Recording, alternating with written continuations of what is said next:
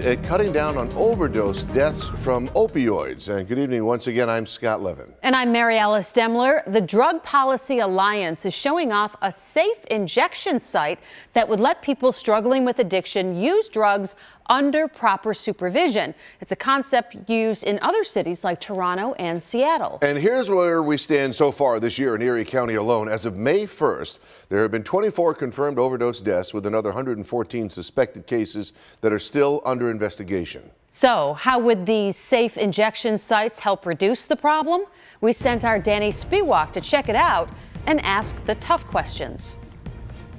You might have noticed a crowd at Lafayette Square checking out this green tent. It's a model of what a safer injection site might look like. This is one of the most proven ways to get people to stop dying. Cassandra Frederique is the New York State Director of the Drug Policy Alliance. They're bringing this tent across the state to convince lawmakers these sites should be part of the solution to the opioid epidemic. These facilities, like this one in Vancouver, allow people to use drugs in a controlled space, and it's an idea we told you about a year ago.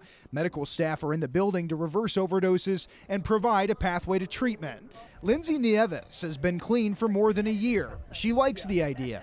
It would have made me feel less guilty and less shameful, and maybe I would have actually wanted to take steps towards my recovery. But these facilities are not supported by Erie County Health Commissioner Gail Burstein. And if you have one of these safe injection sites, you're not making it easy for people to stop injecting. That's what she told us on camera last year, and she released another statement today saying they're not worth spending millions of dollars. The health commissioner here in Erie County has said she thinks it would only encourage drug use. What do you say to maybe a viewer at home that's watching this and thinks, well, this is really just going to encourage people? I think oftentimes we have to remember that we are losing lives every day. And the only way that we're going to be able to stop losing lives is if we center the people that are most harmed. What people need right now is the ability to stop dying. The sites are also federally illegal and are not clearly authorized under New York state law. State Senator Chris Jacobs told us on the phone from Albany that he's also not in support. I understand the well-intentioned there, but I really would rather focus on areas that I think we can achieve those goals in a much better manner.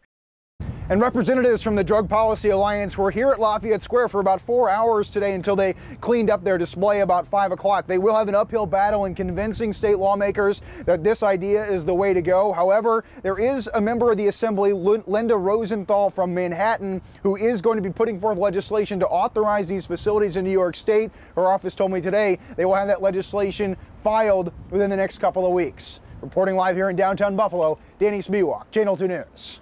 Danny, thank you. A Cheektowaga man will now serve at least 50 years in prison for a double